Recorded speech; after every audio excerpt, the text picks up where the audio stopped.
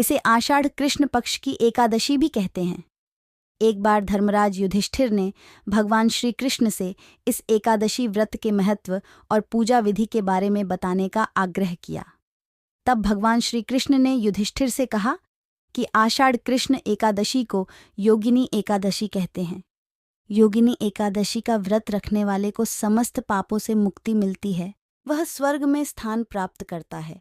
उसे 80,000 ब्राह्मणों को भोजन कराने के जितना पुण्य प्राप्त होता है। तुम्हें पुराणों में वर्णित योगिनी एकादशी व्रत की कथा और महिमा बताता हूँ। योगिनी एकादशी व्रत कथा। भगवान श्री कृष्ण ने योगिनी एकादशी व्रत कथा कुछ इस प्रकार सुनाई थी। स्वर्ग के अलकापुरी में कुबेर नाम का राजा था। वह शिव भक्त था। नियम पूर्वक रोज महादेव की पूजा करता था।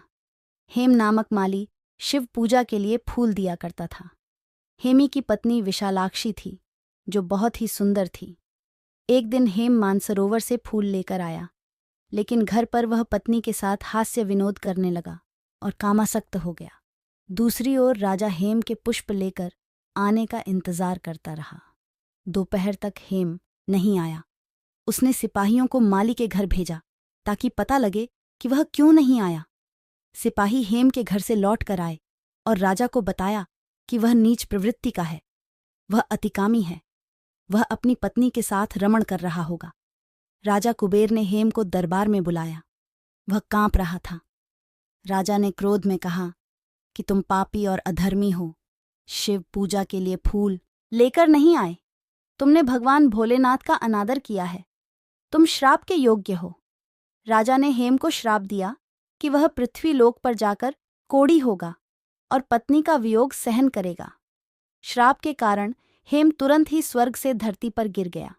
पूरे शरीर में सफेद कोढ़ हो गया। उसकी पत्नी भी कहीं गायब हो गई। धरती पर उसने बहुत ही दुख भोगे। जंगल में वह बिना भोजन और पानी के भटकता रहा। रात में सो नहीं पाता था। शिव कृपा से उसे पिछले जन्म की बातें याद थीं। एक दिन वह मार्कंडेय अर्षि के आश्रम में पहुंच गया। उसने मार्कंडेय अर्षि के पैर पकड़ लिए। उसने अपनी पूरी कहानी उनको बताई।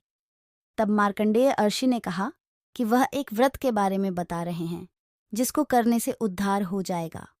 उन्होंने कहा कि यदि तुम आषाढ़ कृष्ण एकादशी का व्रत विधिपूर्वक करोगे तो पाप मुक्त हो जाओगे। हेम ने मार्कंडेय अर्षि को प्रणाम किया, फिर वहां से चला गया। जब आषाढ़ कृष्ण एकादशी आई तो उसने अर्षि द्वारा बताई गई विधि के अनुसार व्रत किया। भगवान विष्णु की कृपा से उसका कोढ़ ठीक हो गया और वह अपने पूर्व स्वरूप में आ गया।